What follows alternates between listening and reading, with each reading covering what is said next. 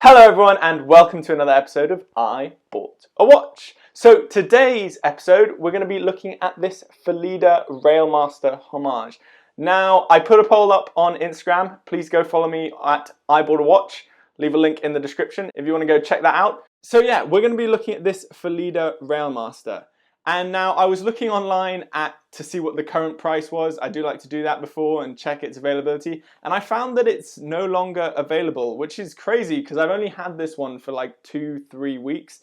Now I know PHYLIDA's done this before with their ST19 Speedmaster Homage. So I'm not really sure what PHYLIDA's doing at the moment. I'm going to still publish this review. I won't be leaving a link in the description because it doesn't seem to be listed anywhere on AliExpress. If it is, please let me know in the comments if you found a place where I can put it in the description and let people know about it. So yeah, a bit of a weird one. I'm going to put the review out anyway just in case it does become available in the future. You guys know that I like doing reviews on watches that you guys can go out and get. I've got in contact with PHYLIDA about why this watch has been taken down, and I'll be sure to give you guys an update when I get a response. Anyway, let's get on to this review. Now, PHYLIDA have been on a roll recently, creating some absolute stunners and great value for money propositions, so let's see if they can do it again with this piece here.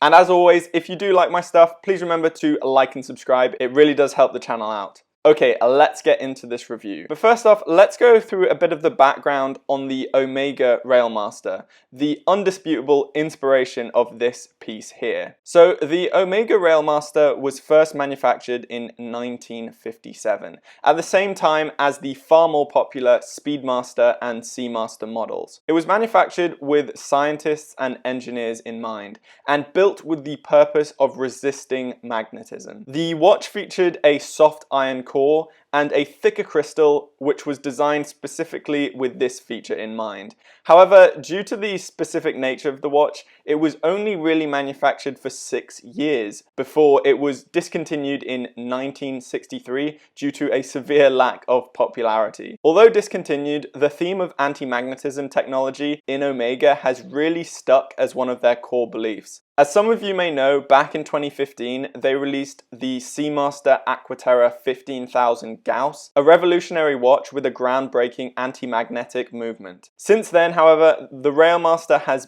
been re-released under the Seamaster line and is now similarly capable of resisting that 15,000 Gauss of the Aquaterra model. Of course, this is largely irrelevant for people watching this. Aside from the looks, these features are not present in this PHYLIDA which I have with me today, but there you have it, just a bit of extra information. I digress. Let's talk about this watch starting with the dimensions. Dimensions-wise, we're looking at a case that is exactly the same as PHYLIDA's Aquaterra Homage. We have a diameter of 41mm, a lug-to-lug of 48mm, a lug width of 20mm.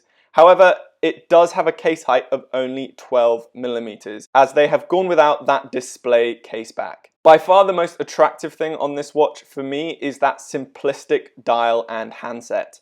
This is undisputably a tool watch and has been designed with the sole purpose of reading the time at a quick glance with no bells and whistles. Starting with the sword style hour hand and minute hand, these are incredibly well sized, with the hour hand reaching out to those Arabic numerals at the 12, 3, 6 and 9. The minute hand reaches all the way out to that minute track, with the seconds hand extending that little bit further, tracing that train track styling, no doubt purposefully chosen considering this watch's name. The dial itself, although simple at first glance, features a subtle vertical brushed finish, which gives the watch an added texture in certain lighting. Cleanly printed on the dial is the crosshair under the pinion, splitting the dial into quadrants, aiding in that legibility. Emphasizing this are the aforementioned loomed Arabics at the 12, 3, 6 and 9 o'clock indices. By only using these 4 Arabics, it allows you to use them as references when telling the time, while also reducing clutter on the dial, as the remaining indices are simply indicated with precise elongated triangles. The loom on this piece is applied to the indices, Arabics and the handset. The application itself is more than adequate for a watch at this price point and has a very even application, with the possible exception of the handset being ever so slightly brighter, which I must say is the way round that I would typically prefer it. The loom has a faux patina coloration, which definitely fits with the older styling choices, harking back to a simpler time. Atop the dial is a slightly domed sapphire crystal, which unfortunately, like the Aquaterra Homage, is lacking in any form of AR coating. Moving on to the case, we have a standout sand-blasted finish, which I feel really accentuates the tool nature of this piece, as well as being super resistant to smudging. At the 3 o'clock, the oversized, almost onion-style crown has an excellent knurling, allowing you to easily control that NH35 movement within. This movement needs no introduction, hacking, hand winding, that if taken care of will last a lifetime. It does, however, feature a date complication, resulting in an unfortunate and unavoidable ghost position on that crown. This is somewhat jarring, but I am far happier with a ghost position rather than PHYLIDA having tried to integrate a date window, which in my opinion would have completely ruined the carefully thought out symmetry of that dial. The case, like that of many Omega homages, features the signature twisted lugs, which look great on a variety of straps. For example, here I have it on this green NATO, which works far better than the Aquaterra due to the slimmer profile of that screw-down case back. Speaking of straps, I've got a lot of my straps back, so let's do a strap showcase and pop this one on the wrist.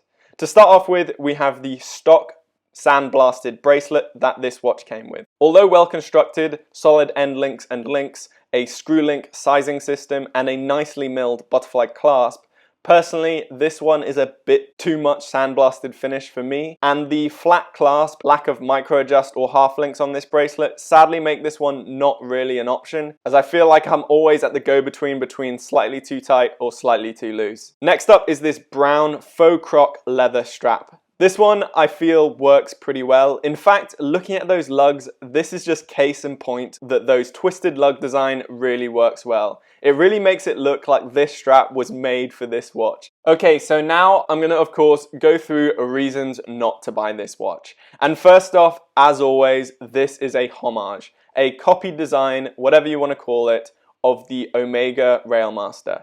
And as such, you have to be comfortable with that fact. Next up, there is a chance that you're buying this watch, you're just buying it for the head of the watch. PHYLIDA seems to have this theme in a lot of their watches, as due to the length of that clasp, lack of micro adjust, or perhaps you're just not a fan of the completely sandblasted look, you might be left with just the watch head, and as such will need to factor in the cost of another strap. Now, personally, I see nothing wrong with PHYLIDA cutting corners like this. I mean, the Seiko 5 line is synonymous with terrible bracelets, and they are far worse than what PHYLIDA is offering here. That being said, it's still something for you to consider. Next, as I mentioned earlier, there is that ghost crown position, which I know will annoy some of you out there. Personally, like I said, this is not a deal breaker because you just simply ignore that crown position, and importantly, it doesn't change any of the visuals. The last thing I'd like to add is the textured brushing on that dial. I'm not sure how well it's come across on camera, but I would have liked to seen this done a little coarser so that it catches the light a little more and is not quite as subtle. Anyway guys, that does it for this episode. I'm working on that 1,000 subscriber special, but in the meantime, stay safe, stay awesome, and I'll see you in the next episode. Bye!